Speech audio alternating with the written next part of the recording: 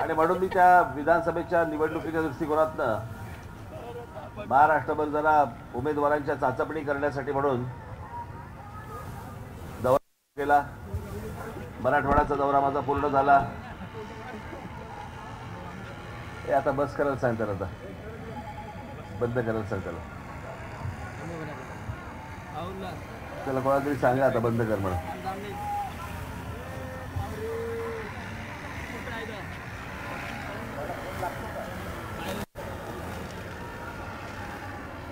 बस झालं म्हणा, आता संपलं.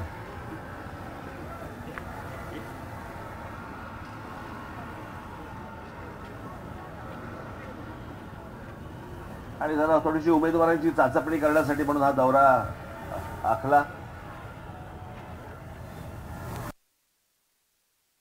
सुरू आहे. पुढे उत्तर महाराष्ट्राचा होईल, मग आमच्या कोकणाचा होईल.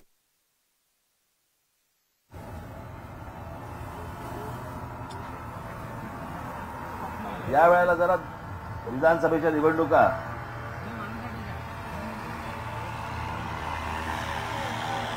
आता बस झालं रे मला. आता तोच येईल पाकळी. सांग आता.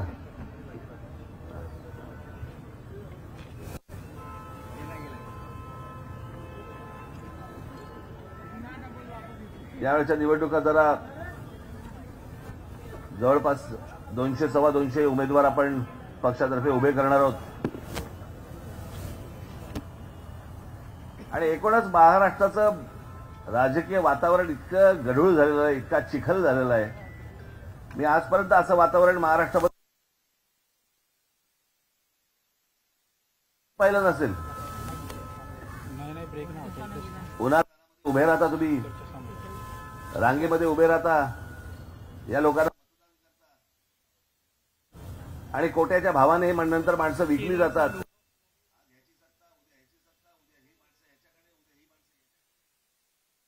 सध्या समजतच नाही कोण कुठच्या पक्षामध्ये.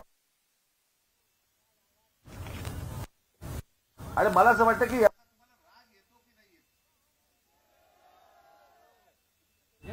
या असल्या गोष्टींचा राग व्यक्त करायची जी जागा आहे ना, ती येणारी विधानसभेची जागा आहे, निवडणूक आहे ती.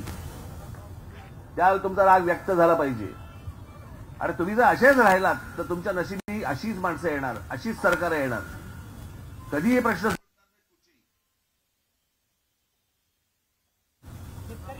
आता काल परवाकडे आपल्या बदलापूरमध्ये ज्या मुलीवरती जो शारीरिक काय अत्याचार झाले,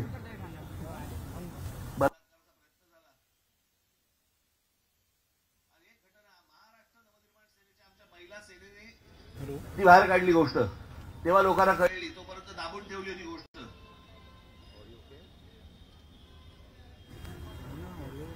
ती घटना घडल्यानंतर मग लगेच सगळ्या ठिकाणी काल आता कोल्हापूरमध्ये झालं. लहान लहान मुलींवरती हे बलात्कार करतायत.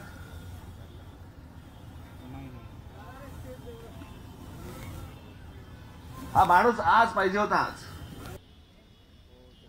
ही महाशक्ती जी आहे ना, ही आज पाहिजे होती.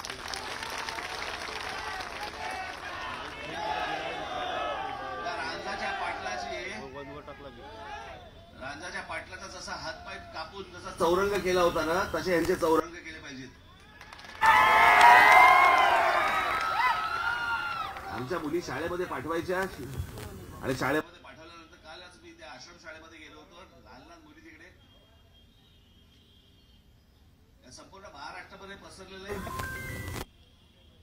आणि याचं कारण कायद्याचं वचक नाही. याचा दोष आमच्या या पोलीस यंत्रणेला बिलकुल देणार नाही.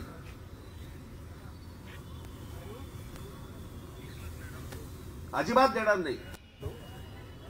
त्यांच्यावरचा जो सरकारी दबाव असतो ना, त्या दबावामुळे ह्या सगळ्या गोष्टी त्यांना तसं वागावं लागतं.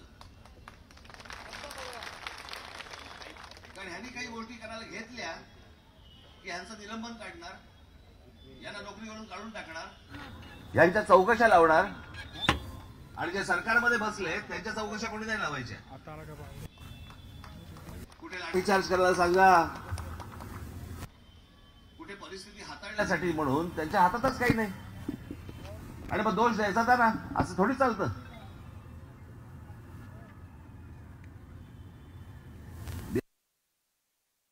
अनेकांना असं वाटतं की राज ठाकरे असा सहज बोल, मी सहज नाही बोलतोय, मी तुम्हाला अत्यंत गांभीर्यपूर्वक तुम्हाला सांगतोय.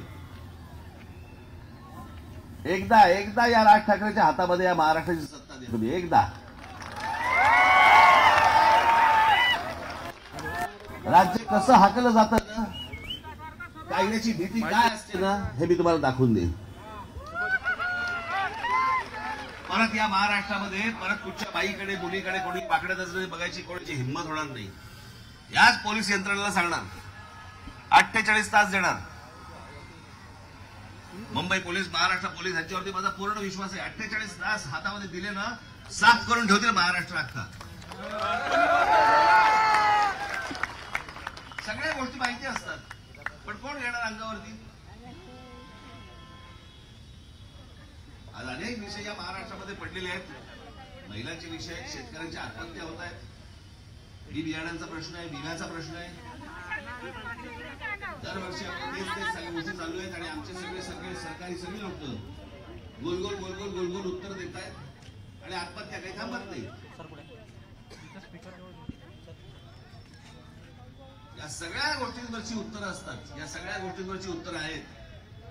आपण जी महाराष्ट्राची ब्ल्यूप्रिंट काढली होती, त्या ब्ल्यूप्रिंट मध्ये या सगळ्या गोष्टी दिलेल्या आहेत. पण तुम्ही माझ्या हातामध्ये ही सगळी गोष्ट दिली पाहिजेत. आज विधानसभेच्या निवडणुका लागल्यात. मी काय फार तुम्हाला इथे भाषण करण्यासाठी आलेलो नाही. मी मला राजूने सांगितलं होतं इथे स्वागत आहे.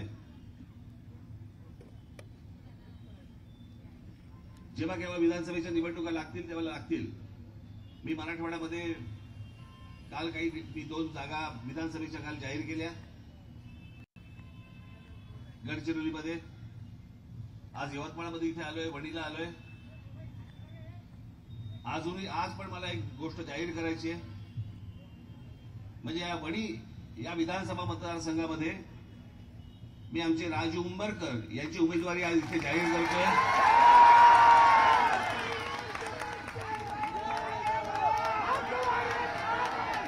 सर्वांनी पूर्ण ताकदीने राजू उंबरकरांच्या मागे उभं राहावं, त्यांना आमदार म्हणून आतमध्ये पाठवावं.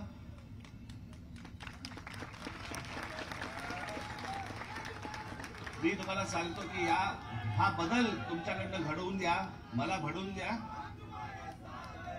येणाऱ्या विधानसभेच्या निकालानंतर महाराष्ट्र नवनिर्माण सेना ही सत्तेत बसलेली असेल आणि तुमचे जे प्रश्न असतील, मी कसे प्रश्न सोडवतो तुम्हाला माहिती आहे बरं का. पहिल्यांदा हात जोडून जातो, समोरच्याने ऐकलं नाही तर हात सोडून जातो.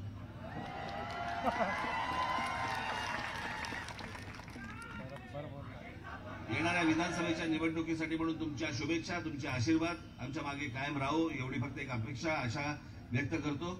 आपल्या सर्वांचं दर्शन झालं याचंही मी स्वतःला भाग्यवान समजतो. निवडणुका जेव्हा लागतील त्यावेळेला प्रचार सभेसाठी म्हणून मी इथे येईनच, त्यावेळेला सविस्तर बाकीच्या गोष्टी आपण बोलू. तोपर्यंत आपण सर्वांची मी रजा घेतो. धन्यवाद. जय हिंद, जय महाराष्ट्र.